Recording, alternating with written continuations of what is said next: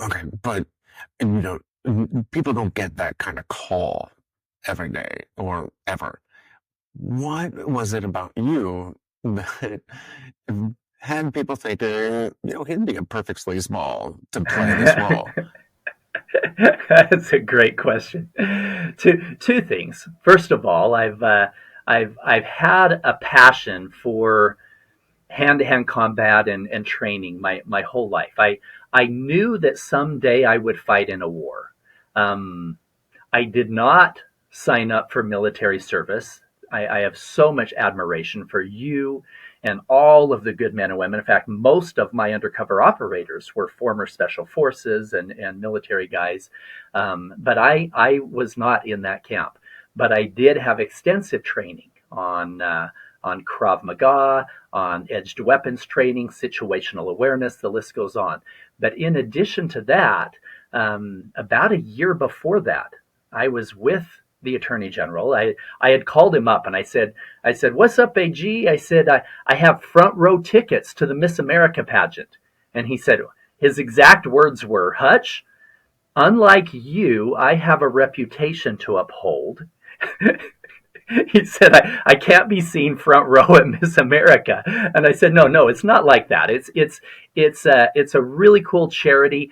There's some children that girls who lost their fathers in military battle.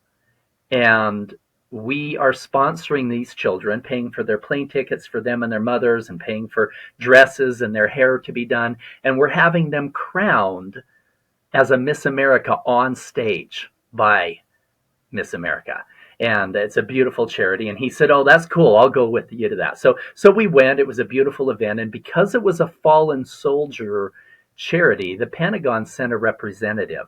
And this representative named John was there with us the whole time. And it was the last night. We had been there 3 or 4 days.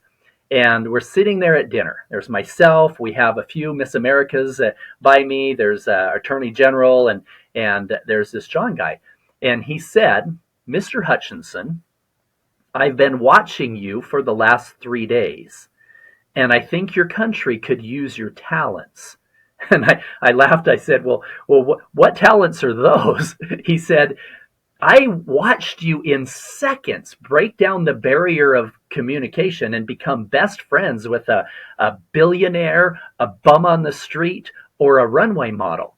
He said, your ability to just flow into whatever conversation is something that we've looked for a long time. Now, I didn't realize this, but he worked for the CIA as a recruiter for 25 years.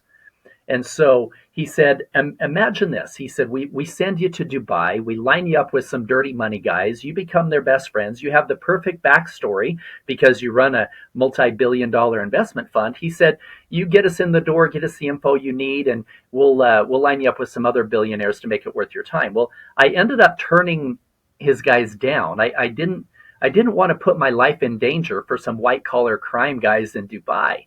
But a year later, Sean, our attorney general, was in a meeting with this Homeland Security agent and with Josh Romney. Josh was Mitt Romney's son, and reportedly, I wasn't there at this meeting, but reportedly, this agent was saying, "Look, I need somebody who can play a role, who can be this wealthy, kind of a Jeffrey Epstein type of a role." He said, "I can't teach my Navy SEALs how to wear a $4,000 suit and a $50,000 watch and negotiate a multi-million-dollar deal." He said, so he was explaining this role, and Sean, the Attorney General, said, "Well, have you ever met Paul Hutchinson?" And reportedly, Josh said, "Oh, Paul would be perfect." And I told him later, I said, "I don't think that's a compliment. You guys both thought that I'd be a good undercover pedophile, right?" And so for years, Sean would say, "This is Paul. He has a special set of skills." And, those special set of skills could be identified as my, ability to kind of be a chameleon in those situations, or the fact that I've had sufficient training to be somewhat safe in those dangerous places. Hmm. So, okay, you accept the mission, but what was this mission? When you put the boots on the ground, did you have support? Was it local? Was it all U.S. support? And What were you supposed to do?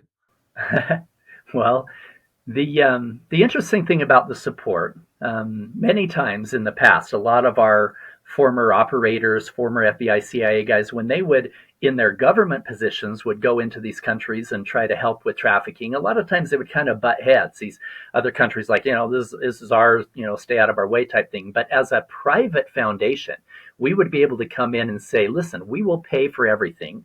We will do the work.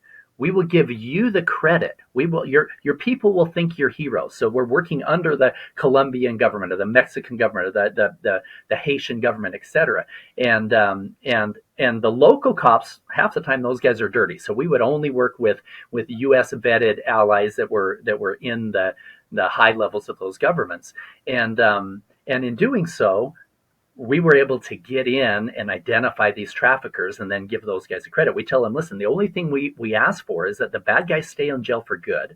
They don't get around your system. Number two, we have full access to the children, getting them rehabilitated and back to their families. And so in this case, when we were in Colombia, we were working with CTI. We were working with the Colombian Federal Police. Now, we did have the oversight of the U.S. Homeland Security guys, because some of our team members were former HSI, but they weren't actively involved. And we did have, from a security standpoint, for me, we had some former Special Forces guys. We had a couple Navy SEALs and Green Berets that picked me up at the airport when I got to Cartagena, Colombia. However, there was a hiccup on the way. I was asked to come down dressed as a wealthy playboy ready to fund this mission.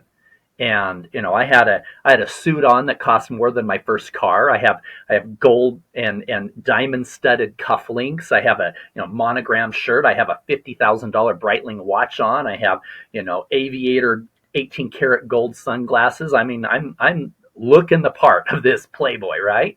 And the plane on the way to Colombia, we had to go through Bogota, and the layover got delayed, and I had to stay overnight in Bogota. Now, I was flying in as a wealthy businessman.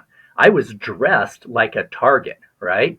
And I get out of the airport, and I realized something hit me. There was a time in Colombia where you could pay $200 and have somebody taken out. So if I looked like I was worth more than $200, that would be dangerous. I definitely looked like I was worth more than that.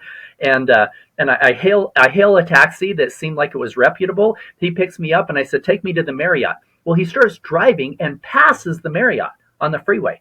I thought maybe it's the next exit. He passes an exit and another exit and another. I'm like, Marriott, right there. He's like, no, no, no, hotel. He takes me to this seedy neighborhood. We're talking prostitutes, drug dealers. There's this big thugs that are standing out there, and he's like, hotel, like, get out. And I'm like, no, that's not the Marriott, And I'm trying to explain in my broken Spanish. Fortunately, I had donated a lot of money to a few of the police departments in Utah, and as part of that, they made me an honorary colonel, and they gave me a little badge as part of it. Well, I had that in my bag.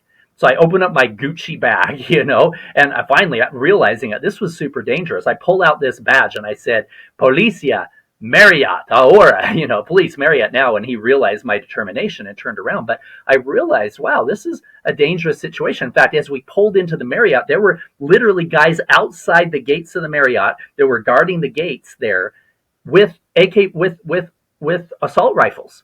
I'm like, okay, maybe I'm in I have no security whatsoever. But then, of course, the next morning I get private transport. I get back to the airport, fly into Cartagena, and at that point get picked up by two former Navy SEALs in a fully armored vehicle to go see the traffickers.